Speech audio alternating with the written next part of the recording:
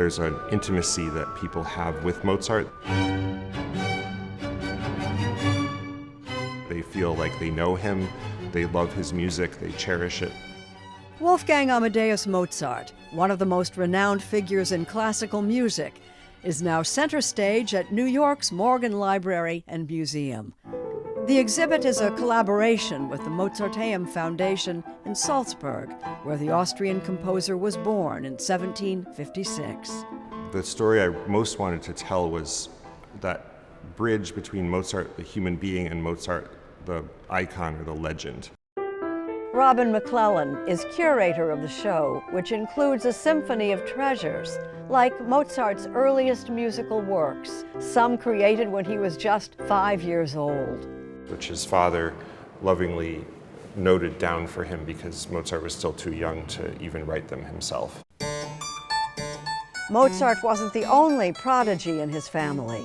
The exhibit also highlights his lesser-known older sister, Maria Anna, nicknamed Nannerl. It's the final measure of music in the only known composition that she wrote. And so it's tiny but incredibly meaningful.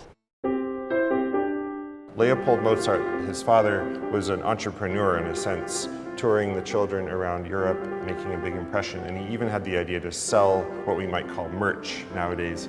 This was sold as a souvenir to anyone who was lucky enough to come and hear the Mozart children perform. The exhibit even shares details about the young composer's romantic life. Here's a flirtatious letter written at age 21 to his first cousin. Back then, that sort of relationship was not uncommon. His letters are famous for bathroom humor and sexual innuendo. So toward the end of the letter, he says to her, I sign with such affection and love. I kiss you on your face, on your hands, on your knees, and anywhere else you'll let me kiss you.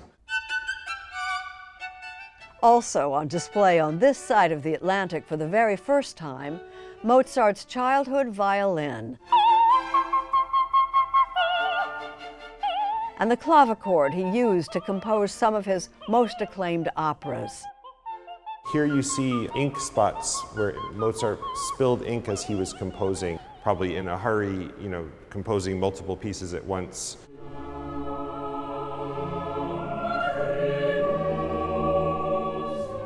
One of the most lovely aspects of this actually is this note that was placed into the clavichord by his wife, Constanza, after his death, where she attests to its authenticity and says, this was the instrument my husband used to compose the Magic Flute, the Requiem, and many other of his most famous pieces. Mozart was working on his famous Requiem when he died in 1791.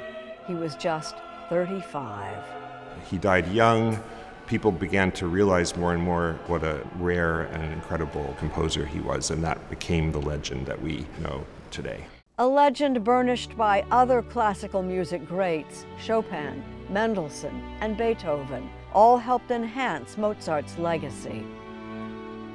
Wolfgang Amadeus Mozart, a short life in many acts, with a body of work that resonates to this day.